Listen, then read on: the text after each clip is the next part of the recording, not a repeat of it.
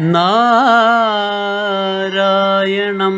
നമസ്കൃത്യ നരം ചൈവ നരോത്തമം ദേവീം സരസ്വതീം വ്യാസം തതോ ജയമുദീരയേ. അർത്ഥശാസ്ത്രമിദം പുണ്യം ധർമ്മശാസ്ത്രമിദം പരം മോക്ഷശാസ്ത്രമിദം പ്രോക്തം വ്യാസേനാമിതബുദ്ധിനാ.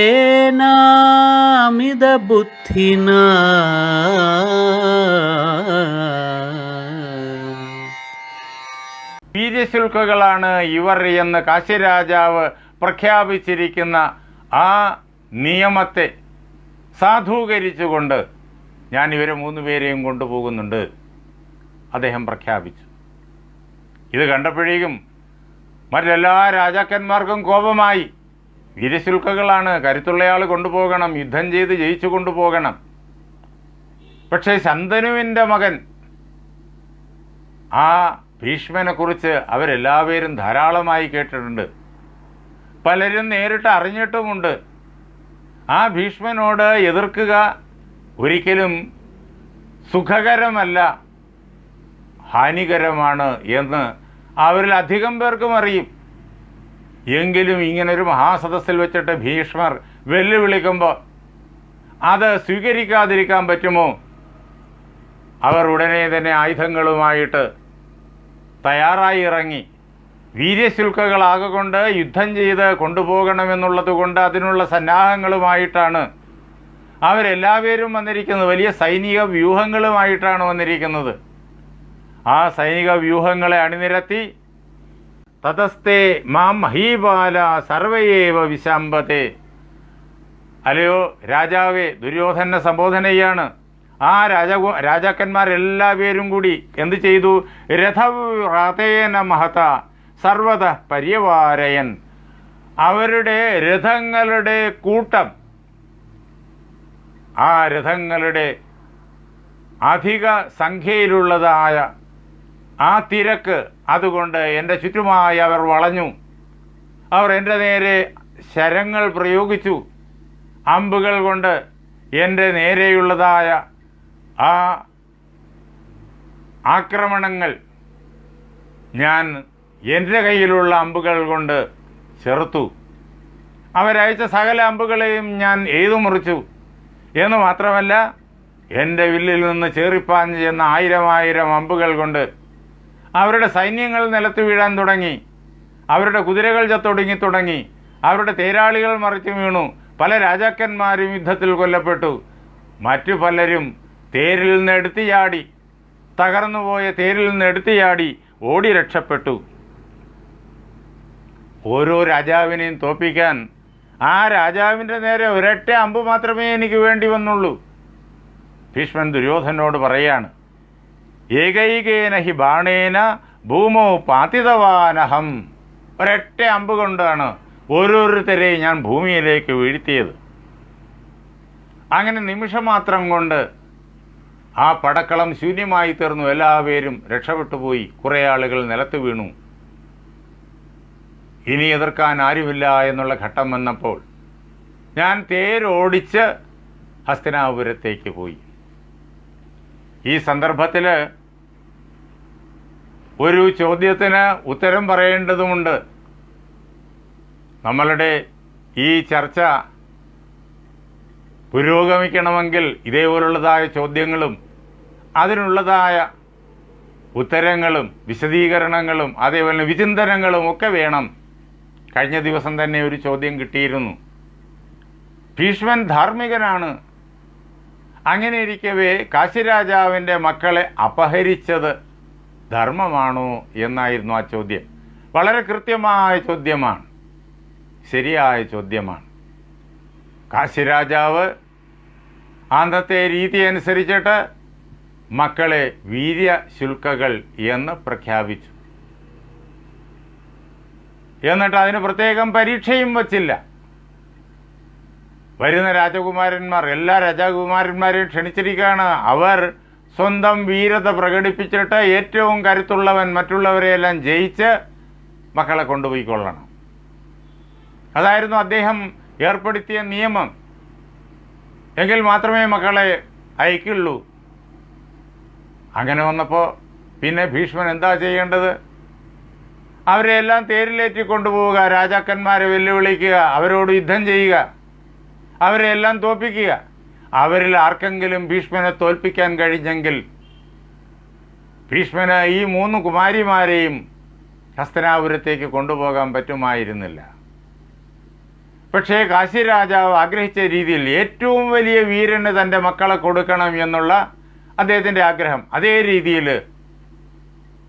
ഭീഷ്മൻ അദ്ദേഹം പറഞ്ഞ ആ വ്യവസ്ഥ പാലിച്ച് തൻ്റെ വീരത തെളിയിച്ചുകൊണ്ട് ആ മക്കളെ കൊണ്ടുപോയി. അതുകൊണ്ടാണ് അത് ധർമ്മ്യമായി തീർന്നത്.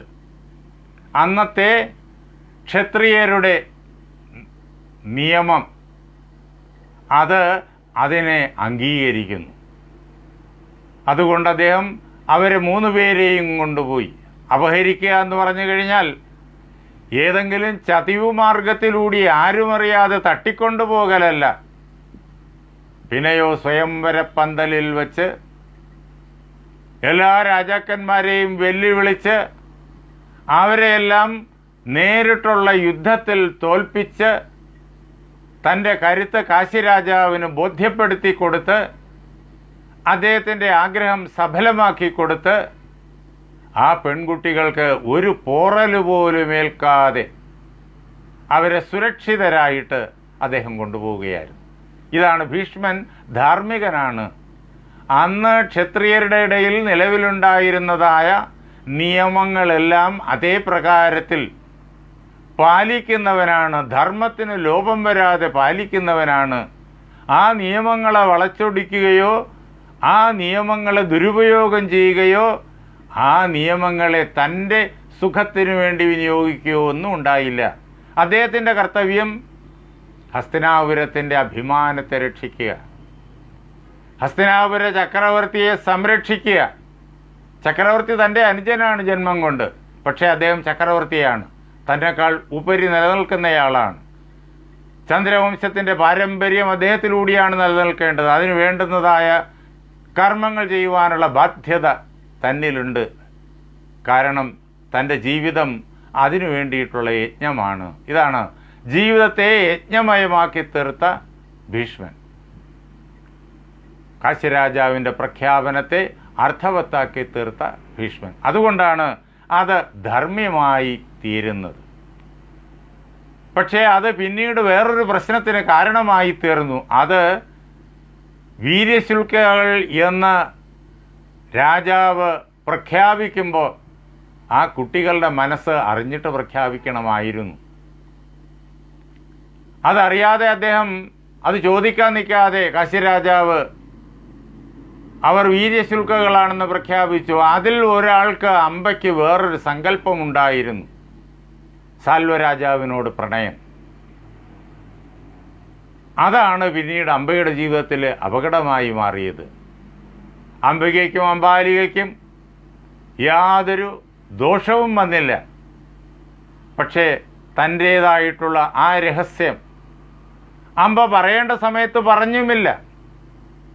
തൻ്റെ പിതാവായിരിക്കുന്ന കാശിരാജാവിനോട് തൻ്റെ അഭീഷ്ടം നേരത്തെ തന്നെ അവൾ പ്രകടിപ്പിച്ചിരുന്നു എങ്കിൽ അംബ വീര്യശുൽക്കയാണ് എന്ന് അദ്ദേഹം പ്രഖ്യാപിക്കുമായിരുന്നില്ല. അംബയെ സാൽവന് വിവാഹം കഴിച്ചു കൊടുക്കും, അംബികയെയും അംബാലികയെയും വീര്യശുൽക്കകളെന്ന് അദ്ദേഹത്തിന് പ്രഖ്യാപിക്കുകയും ചെയ്യാമായിരുന്നു. കാശിരാജാവ് അറിയുന്നില്ല അംബയുടെ ഈ പ്രണയ വാർത്ത. അതുകൊണ്ട് അദ്ദേഹം 3 പേരെയും ഒരുപോലെ വീര്യശുൽക്കകളെന്ന് പ്രഖ്യാപിച്ചു. ഭീഷ്മൻ അത് അതേപടി അനുസരിക്കുകയും ചെയ്തു. ഇങ്ങനെ ഇവരെ 3 പേരെയും കൊണ്ടുപോകുന്നത് അനുജന് വേണ്ടിയിട്ടാണ്. അത് തുടർന്ന് ഭീഷ്മൻ പറയുകയാണ്, താൻ ആ 3 പെൺകുട്ടികളെയും കൊണ്ട് നേരെ ഹസ്തിനാപുരത്ത് ചെന്നു. അമ്മയുടെ മുന്നിലാണ് ചെല്ലേണ്ടത്. നേരെ അമ്മയുടെ മുന്നിൽ ചെന്നു. അവരെ 3 പേരെയും അമ്മയുടെ മുന്നിൽ എത്തിച്ചു. എന്നിട്ട് അമ്മയോട് പറഞ്ഞു, സത്യവതിയോട് പറഞ്ഞു, ഇമ ഇമാ കാശിപതേ കന്യാ മയാ നിർജിത്യ പാർത്ഥിവാൻ വിചിത്രവീര്യസ്യ കൃതേ വീര്യശുൽക്ക ഹൃദായതി. ഈ 3 പേരുമുണ്ടല്ലോ, ഇവർ കാശിരാജാവിൻ്റെ മക്കളാണ്, ഇവർ വീര്യശുൽക്കകളാണ് എന്ന് കാശിരാജാവ് പ്രഖ്യാപിച്ചതുമാണ്.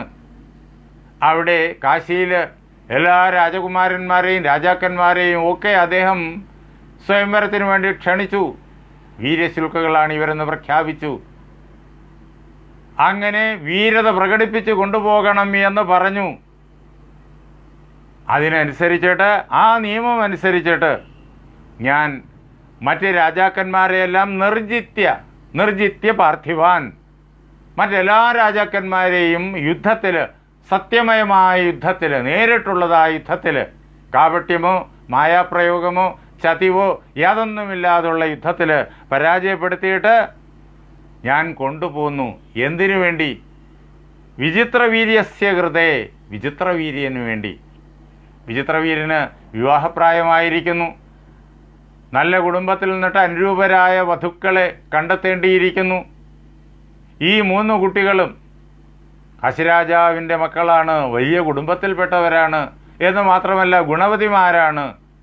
അതുകൊണ്ട് ഞാൻ അവരെ കാശിരാജാവിൻ്റെ നിയമം അനുസരിച്ചിട്ട് അതെല്ലാം പരിപാലിച്ചുകൊണ്ട് ഞാനിതാ കൊണ്ടുപോന്നിരിക്കുന്നു. അമ്മേ, ഈ കുട്ടികളെ അമ്മ കണ്ടാലും. ഇങ്ങനെ അമ്മയോട് ഭീഷ്മൻ പറയുന്ന അവസരത്തിൽ തതോ മൂർധന്യുപാഘ്രായ പര്യശ്രു നയനാ നൃപ.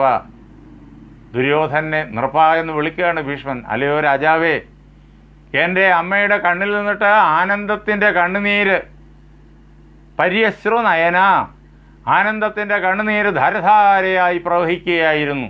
അമ്മ സന്തോഷിച്ചു.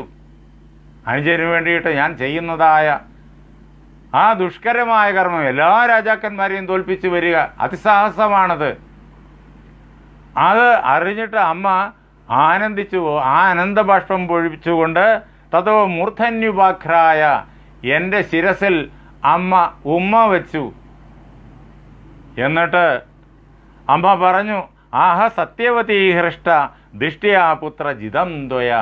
സത്യവതി വളരെ സന്തോഷത്തോടുകൂടി പറഞ്ഞു, അല്ലയോ മകനെ, പുത്ര എന്ന് സംബോധന ചെയ്യണം. അല്ലയോ മകനെ, ഭാഗ്യം ഭാഗ്യം, ഈശ്വരാനുഗ്രഹം. നീ ഇതാ ഈശ്വരാനുഗ്രഹത്താൽ, ആ അനുഗ്രഹം കൊണ്ട് നിനക്ക് ലഭിച്ചതായ കരുത്തിനാൽ നീ ആ യുദ്ധത്തിൽ ജയിച്ചു. നീ യാതൊരു പോറലുമേൽക്കാതെ നീ ആ കുഞ്ഞുങ്ങളെ ഇവിടെ കൊണ്ടുവന്നിരിക്കുന്നു. നമ്മുടെ വംശത്തിന് ഇതുകൊണ്ട് സൽകീർത്തി ഉണ്ടാകും, പേരുണ്ടാകും. ആ അമ്മ പറഞ്ഞു, ഇനി വിവാഹം നടക്കണം. വിവാഹത്തിന് ആജ്ഞാപിക്കേണ്ടത് അമ്മയാണ്. സത്യവതി വിവാഹത്തിൻ്റെ അതിഗംഭീരമായ വിവാഹ ചടങ്ങുകളാണ് നടക്കേണ്ടത്. അതിനുള്ളതായ ആജ്ഞ സത്യവതി നൽകി. വളരെ വേഗത്തിൽ അതിനു വേണ്ടിയിട്ടുള്ളതായ തയ്യാറെടുപ്പ് ഹസ്തിനാപുരത്ത് നടന്നു. നഗരവാസികളെല്ലാം ഈ വൃത്താന്തം അറിഞ്ഞു കഴിഞ്ഞിരിക്കുന്നു. അവരെല്ലാം ആ നഗരം മുഴുവൻ അലങ്കരിച്ചിട്ട് വലിയ ഉത്സവം നടത്തുകയാണ്. മഹാരാജാവിൻ്റെ വിവാഹം. ഇതിങ്ങനെ നടന്നുകൊണ്ടിരിക്കുമ്പോൾ എൻ്റെ സമീപത്ത് അംബ വന്ന് ഒരു കാര്യം പറഞ്ഞു. അംബ പറഞ്ഞത്, ഭീഷ്മ ത്വമസി ധർമ്മജ്ഞ സർവശാസ്ത്രവിശാരദ. അല്ലയോ ഭീഷ്മ, അങ്ങ് ധർമ്മത്തിൻ്റെ സൂക്ഷ്മ നിയമങ്ങൾ അറിയുന്നവനാണ്. എല്ലാ ശാസ്ത്രങ്ങളിലും അങ്ങ് വിശാരദനാണ്. വേദാന്തശാസ്ത്രം, അതേപോലെ തന്നെ 6 ദർശനങ്ങൾ, പിന്നെ ഉപവേദങ്ങൾ, മറ്റ് ഭൗതിക ശാസ്ത്രങ്ങൾ, ആയുർവേദ ധനുർവേദാദികൾ, അതാണ് സർവശാസ്ത്രങ്ങളിലും വിശാരദനാണങ്ങ്. ഞാൻ അങ്ങയെ ഒരു കാര്യം അറിയിക്കാൻ ആഗ്രഹിക്കുന്നു. കർത്തും ച വചനം ധർമ്മ്യം മഹ്യം കർത്തും ഇഹാർഹസി. ശ്രുത്വാച വചനം ധർമ്മ്യം മഹ്യം കർത്തും ഇഹാർഹസി. ഞാൻ അങ്ങയോട് ചില കാര്യങ്ങൾ പറയാൻ ആഗ്രഹിക്കുന്നു. ഞാൻ പറയുന്നത് അങ്ങ് കേൾക്കണം. കേട്ടിട്ട് എന്താണ് ചെയ്യേണ്ടത് എന്ന് എല്ലാ ശാസ്ത്രങ്ങളും അറിയുന്നവനായ അങ്ങ് തീരുമാനിക്കണം. തീരുമാനിച്ചിട്ട് ഉചിതമായ പ്രവൃത്തി അങ്ങ് ചെയ്യണം. എന്താണ് ഞാൻ അങ്ങയെ അറിയിക്കാൻ ആഗ്രഹിക്കുന്നതെന്നറിയോ? മയാ ശാല്വപതി പൂർവം മനസ്സാ അഭിവൃതോ വരഹ. നേരത്തെ തന്നെ അച്ഛൻ ഈ വിവാഹത്തിൻ്റെ പ്രഖ്യാപനം നടത്തുന്നതിന് വളരെ മുമ്പ് തന്നെ എൻ്റെ മനസ്സുകൊണ്ട് സാൽവരാജാവിനെ എൻ്റെ ഭാവിയിലെ ഭർത്താവായിട്ട് ഞാൻ വരിച്ചു കഴിഞ്ഞു എന്ന് മാത്രമല്ല, അദ്ദേഹത്തെ ഇക്കാര്യം അറിയിക്കുകയും ചെയ്തിരുന്നു. തേനജാസ്മി വൃതാപൂർവം രഹസ്യ അവിദിതേ പിതു. അദ്ദേഹവും എന്നെ ഇതേ പ്രകാരത്തിൽ പത്നിയായി വരിച്ചു കഴിഞ്ഞിരുന്നു. ഇത് രഹസ്യമായ ഒരു ധാരണയായിരുന്നു ഞാനും ശാൽവനും തമ്മിൽ. അച്ഛനിതറിഞ്ഞിരുന്നില്ല. അവിദിതേ പിതു, അച്ഛനിതറിഞ്ഞിരുന്നില്ല. അങ്ങനെ ഞങ്ങൾ രണ്ടാൾ മാത്രം അറിയുന്നൊരു കാര്യം, ഇങ്ങനൊരു രഹസ്യമുണ്ട് എൻ്റെ ജീവിതത്തിൽ. അങ്ങനെയുള്ള എന്നെ അങ്ങയുടെ അനുജന് ഈ ഹസ്തിനാപുരത്തിലെ സിംഹാസനത്തിലിരിക്കുന്ന വിചിത്രവീര്യന് ഭാര്യയായിട്ട് വിവാഹം കഴിച്ചു കൊടുക്കുന്നത് യുക്തമാണോ എന്ന് അങ്ങ് തന്നെ തീരുമാനിച്ചു കൊള്ളുക. ഏതദ്ബുദ്ധ്യ വിനിശ്ചിത്യ മനസാ ഭരതർഷഭ. ഇത് അങ്ങ് നല്ലവണ്ണം ആലോചിച്ച് ഇതിൻ്റെ ധാർമ്മികവും രാജനൈതികവുമായിട്ടുള്ള സർവവശങ്ങളും അങ്ങ് നല്ലവണ്ണം ആലോചിച്ചിട്ട് എന്ത് വേണം എന്ന് അങ്ങ് തന്നെ തീരുമാനിക്കുക. ഒരു കാര്യം ഞാൻ അങ്ങയോട് പറയാം. എന്തെന്നാൽ ഞാൻ അദ്ദേഹത്തെ ആഗ്രഹിക്കുന്നത് പോലെ സമാം പ്രതീക്ഷതേ വ്യക്തം ശാൽവരാജോ വിശാംബതേ. എനിക്കുറപ്പുണ്ട് ആ സാൽവ മഹാരാജാവ് ഞാൻ അദ്ദേഹത്തിൻ്റെ കൊട്ടാരത്തിലേക്ക് ചെല്ലുന്നതും പ്രതീക്ഷിച്ച് അവിടെ ഇരിപ്പാണ്. സാൽവൻ അന്ന് സ്വയംവര പന്തലിൽ വന്നിരുന്നു. സാൽവൻ അങ്ങയോട് യുദ്ധത്തിന് പുറപ്പെട്ടു വരുന്നു. പക്ഷെ സാൽവന് യാതൊന്നും ചെയ്യാൻ കഴിയാതെ പിൻവാങ്ങേണ്ടി വന്നു. ഞാൻ ഇക്കാര്യം അങ്ങയെ അറിയിച്ചിട്ട് സാൽവൻ്റെ കൊട്ടാരത്തിലേക്ക് ഓടിയെത്തുമെന്ന് പ്രതീക്ഷിച്ച് അദ്ദേഹം അവിടെ കഴിയുകയാണ്. അങ്ങനെയുള്ള അങ്ങയോട് എനിക്ക് ഈ അവസരത്തിൽ ഒരു അഭിപ്രായം, ഒരു അഭ്യർത്ഥന സമർപ്പിക്കാനുണ്ട്. തസ്മാത് മാം ത്വം കുരുശ്രേഷ്ഠ സമനുജ്ഞാതുമർഹസി. അല്ലയോ കുരുശ്രേഷ്ഠനായിട്ടുള്ള ഭീഷ്മ, ഇക്കാരണത്താൽ ഞാൻ അദ്ദേഹത്തെ ആഗ്രഹിക്കുന്നു. അദ്ദേഹം എന്നെ പ്രതീക്ഷിച്ച് അവിടെ ഇരിക്കുന്നു അദ്ദേഹത്തിൻ്റെ കൊട്ടാരത്തിൽ. അങ്ങ് എന്നെ ഇവിടെ നിന്ന് സാൽവൻ്റെ കൊട്ടാരത്തിലേക്ക് അയക്കണം. അതിന് അങ്ങോട്ട് പോകാൻ വേണ്ടിയിട്ട് അങ്ങ് അനുവദിക്കണം. ഇതാണ് എനിക്ക് അങ്ങയോട് പ്രാർത്ഥിക്കാനുള്ളത്.